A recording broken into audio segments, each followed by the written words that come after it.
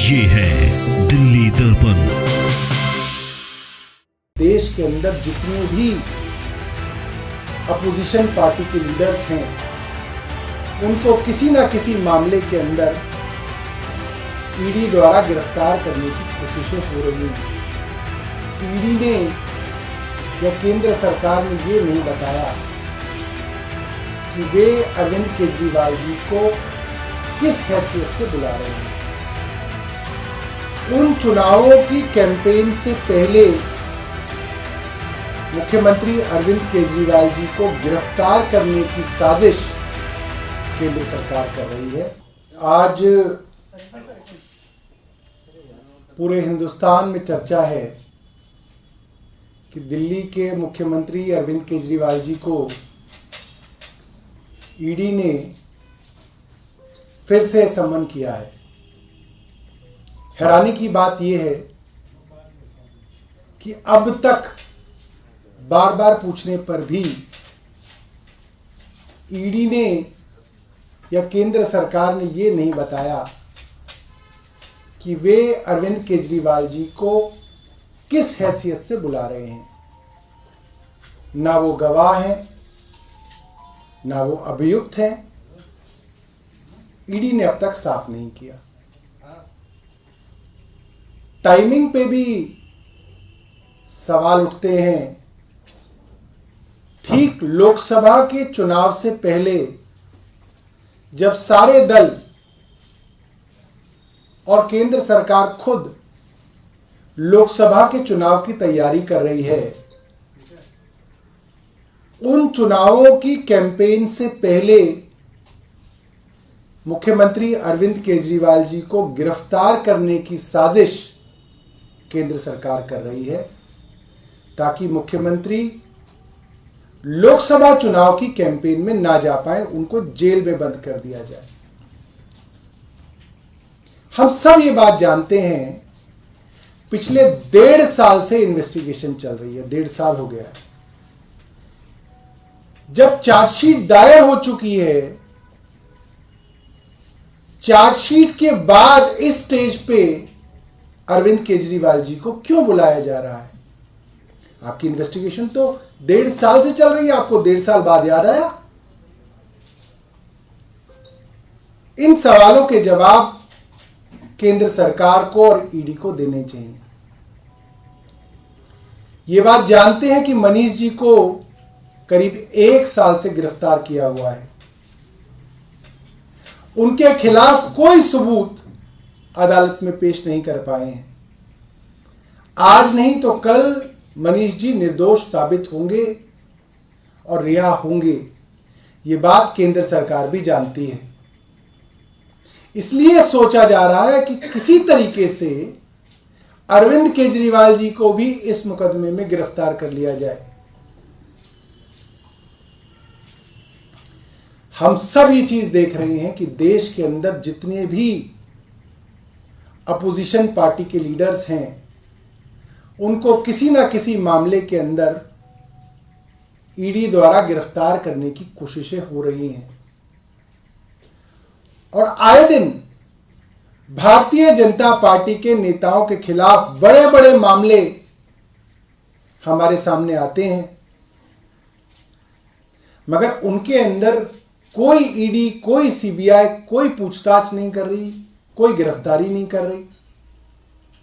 जिन बड़े बड़े नेताओं के खिलाफ भारतीय जनता पार्टी ने कैंपेन चलाया, भ्रष्टाचार के खिलाफ कैंपेन चलाया, चाहे वो शुभेंदु अधिकारी हो, टीएमसी में थे, भ्रष्टाचार का कैंपेन चलाया, भारतीय जनता पार्टी में आ गए।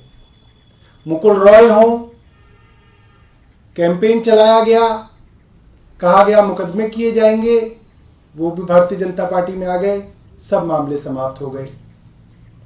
हेमंत बिस्व शर्मा हो, पेमा खंडू हो, नारायण राणे हो, छगन भुजबल हो, अजीत पवार हो, प्रफुल्ल पटेल हो, जो जो लोग भारतीय जनता पार्टी में आते जा रहे हैं, उनके खिलाफ फिर मामले सुनाई देने बंद हो जाते हैं। ये पूरा का पूरा मामला राजनीतिक है और अरविंद केजरीवाल जी को लोकसभा की कैंपेन से रोकने के लिए प्रायोजित है। धन्यवाद। सौरभ जी, पहली बार जब ईडी का समन आया था उसके जवाब में आप लोगों ने ये पूछा था कि किस हैसियत से बुला रहे हैं, लेकिन ये भी कहा था 5 राज्यों में चुनाव होने वाले हैं। अब फिर ये कहा जा रहा है कि लोकसभा के चुनाव होने वाले, तो ऐसे तो देश में चुनाव होते ही रहते हैं। नहीं, लोकसभा के बाद कोई चुनाव नहीं है, कोई विधानसभा का चुनाव नहीं है। कहाँ है? हरियाणा का चुनाव तो देर है, बिहार वो का तो चुनाव देर में, तो बहुत देर में। तो लोकसभा चुनाव के बाद अरविंद केजरीवाल जाएंगे, ईडी के समन का जवाब मतलब जाएंगे। अभी मैंने आपको बताया कि ईडी ने अब तक नहीं बताया कि उनको वो किस हैसियत से बुला रहे हैं, गवाह की हैसियत से बुला रहे हैं, एक्यूज की हैसियत से बुला रहे हैं, ऐसे ही बुला रहे हैं, ये ईडी बताए। सौरभ जी, कानूनी किस तरह की आपको राय मिली है, क्योंकि एक सीमा तक ही आप नोटिस के ऊपर ना जाए, तो क्या कब तक स्किप किया जाएगा? कानून चल ही कहाँ रहा है, तो पूरी की पूरी राजनीति चल रही है, कानून से काम चल ही कहाँ रहा है। ऐसा कानून कहीं देखा है आपने कि जो आदमी एक्यूज्ड हो, ईडी सीबीआई के मुकदमे चल रहे हों, वो आदमी भारतीय जनता पार्टी में आ जाए और फिर सारे मामले खत्म हो जाए? ये कानून में कहाँ लिखा है? मुझे तो इस देश का कानून ऐसा नहीं मालूम कि ऐसा था। और मैं तो आपको एक नहीं दर्जनों उदाहरण दे रहा हूं। सीबीआई ईडी के मुकदमे हुए, पूरी की पूरी भारतीय जनता पार्टी की कैंपेन चली और वो फिर भारतीय जनता पार्टी में आ गए, उनके यहां उप मुख्यमंत्री बन गए, उनके यहां मुख्यमंत्री बन गए और फिर वो सारे के सारे मामले शांत हो गए। तो कानून, मुझे नहीं मालूम कि ऐसा कानून कौन से देश के अंदर है। सौरभ जी, आप जांच में संयोग की बात कह रहे हैं, लेकिन जांच में संयोग होगा कैसे जब आप जाएंगे ही नहीं? अगर पेश होंगे तभी तो जांच में संयोग एक तरीके से कड़ी माना जाता है। जांच में सहयोग का मतलब ये नहीं है कि आप पकड़ पकड़ के लोगों को जेल में जब बंद कर दें और हम जांच के अंदर सहयोग कर रहे हैं।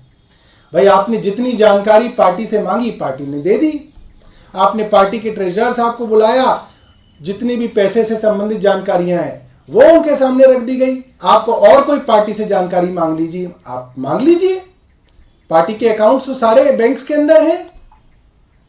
सारी जानकारी जो है ईडी इतने 1.5 साल से पूछताछ कर रही है, एक एक आदमी को बुला के उन्होंने पूछताछ कर लिया, पोस्टर लगाने वाले आदमी तक को पकड़ के उन्होंने पूछताछ कर ली, और कितनी जांच करेंगे? सौरभ जी, लेकिन अब अगर हम टेक्निकलिटीज पे बात करें, 3 समन के बाद ईडी के पास पावर है कि वो अरेस्ट कर सकती है। हमने देखा हेमंत सोरेन सुप्रीम कोर्ट तक गए थे और वो इसमें जो है अभी तक उनको सुप्रीम कोर्ट से एक तरह से राहत मिली, वो स्किप करते जा रहे हैं सब। देखिए, टेक्निकलिटी ये क्या है मुझे इसकी जानकारी नहीं है, मगर टेक्निकलिटी तो कानून का ही एक सब टॉपिक है कि कानून की टेक्निकलिटी।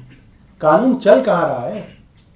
कानून होता तो भारतीय जनता पार्टी में शामिल होने के बाद भी कानून अपना काम कर रहा होता। उन लोगों को सम्मन आ रहे होते, उन लोगों की चार्जशीट हो रही होती, वो गिरफ्तार हो रहे होते।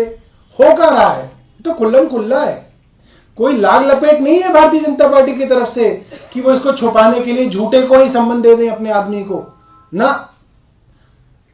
हेमंत बिस्व शर्मा आ गए भारतीय जनता पार्टी में, मुख्यमंत्री बन गए, मामला खत्म है। शर्म के लिए भी ऐसा नहीं है कि चलो झूठे को ही हेमंत बिस्व शर्मा को बुला ले, लोग बहुत बदनामी कर रहे हैं कि वॉशिंग मशीन है बीजेपी की, ऐसा भी नहीं है। सौरभ जी, अभी झारखंड में ईडी का एक्शन चल रहा है, तो आपको क्या लगता है कि इंडिया ब्लॉक के जो लीडर है उनको टारगेट किया जा रहा है? अब अभी भी मुझे ये कहने की जरूरत है क्या? सौरभ जी, बीजेपी ने, मैं आपको ये कह रहा हूं कि किसी अपोजिशन लीडर के यहाँ, किसी अपोजिशन पार्टी के यहाँ छापा पड़ना, इसकी स्पेस तो अखबारों को रोज शाम को वैसे ही रख लेनी चाहिए। उसमें बस भर देना चाहिए, अच्छा झारखंड में झारखंड डाल दो, अच्छा बंगाल में बंगाल डाल दो, अच्छा वहां पे आ गया दिल्ली के अंदर, अच्छा पंजाब के अंदर, वो नाम भर दिया करो। रोज आप एक कॉलम जो है उसके लिए बचा के रखिए। सर, एक दूसरा मामला है और पहले बहुत बड़ा मामला हुआ था सीए वाला। अब ये कहा जा रहा है कि लोकसभा चुनाव से ठीक पहले गृह मंत्रालय इसको नोटिफाई करा सकता है और एक तरफ राम मंदिर भी चल रहा है, तो क्या लगता है लोकसभा चुनाव से ठीक पहले सीए को लागू क्यों करा है? अब अगर मैं कहूंगा कि लोकसभा चुनाव से पहले क्यों किया जा रहा है, तो मेरे दूसरे मित्र कहेंगे अरे चुनाव तो देश में चलते ही रहते हैं। ये सिर्फ कहने वाली बात नहीं है।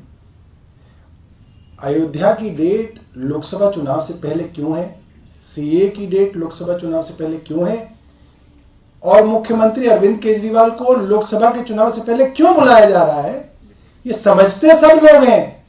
मगर प्रश्न पूछने वाले प्रश्न पूछ लेंगे, अरे साहब अब नहीं तो तब हो जाएगा, तब नहीं तो अब हो जाएगा। अरे इससे बड़ा चुनाव कोई ना देश में कोई। क्या आप लोग सुप्रीम कोर्ट या कोर्ट जाएंगे क्या?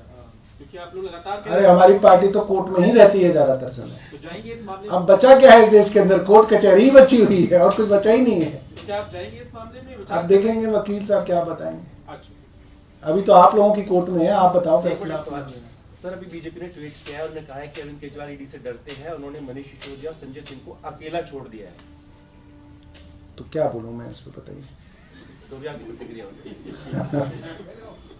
उनके पास कोई काम कोई ना, भारतीय जनता पार्टी के पास। लेटेस्ट खबरों के लिए सब्सक्राइब करें हमारा YouTube चैनल या फिर लॉग ऑन करें www.delhidarpantv.com। खबरों की कवरेज और विज्ञापनों के लिए संपर्क करें।